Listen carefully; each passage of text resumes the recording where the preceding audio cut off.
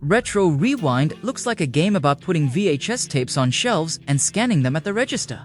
And technically, it is. But then the phone starts ringing. Someone wants to reserve a movie. Another customer brings back a tape 3 days late. Someone else returns one damaged. A new movie is releasing soon, it's raining outside, Friday night is coming, and suddenly your tiny video store has become a lot more complicated than it looked. That's what surprised me about Retro Rewind. You start small, order some movies on an ancient computer, build a few shelves, open the doors, and start making money. But the game keeps adding little reasons to care about what happens next. New movie genres unlock, new releases appear, and stalking them while they're popular actually matters. Customers can ask for recommendations.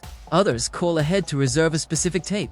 So now you're putting movies aside instead of simply filling shelves. Then the returns start piling up. Scan them back into the system, check whether they're late or damaged, rewind the tapes people were too lazy to rewind themselves, charge a fee, and occasionally deal with a customer who isn't particularly happy about it.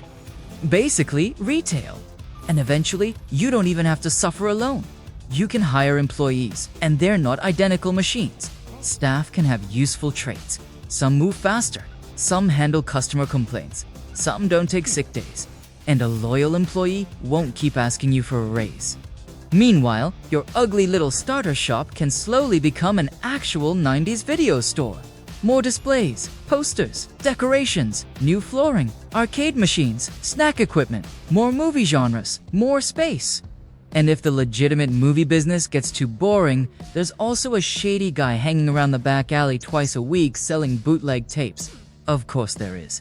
But one of my favorite ideas is that the world doesn't just sit still while you work. Retro Rewind has 4 seasons. Weather affects business. Holidays and festivals appear on the calendar. Special events can change what customers want to rent. So preparing stocks suddenly becomes part of the job. There's even a harvest festival with fireworks. So this game that initially looks like buy VHS, put VHS on shelf, rent VHS, gradually becomes what's releasing this week? Do I have enough copies? Who reserved this one? Why is this tape broken?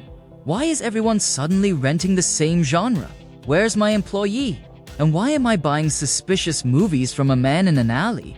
And somehow, that chaos is still pretty cozy. After 4 or 5 hours, I do have one concern. Progression starts slowing down. Some of the coolest upgrades are far away. And eventually, you spend more time repeating familiar days to reach the next level.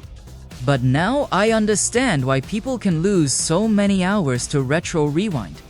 It isn't just nostalgia for VHS tapes. It's all these tiny systems, ridiculous situations, and little surprises slowly turning an empty room into a video store that actually feels like yours. And apparently, running a video store in the 90s was a lot more complicated than just remembering to rewind. Enjoyed the video? Drop a like. It means a lot and keeps me going. Didn't like it? Tell me why in the comments. Every honest comment can influence what the next video becomes.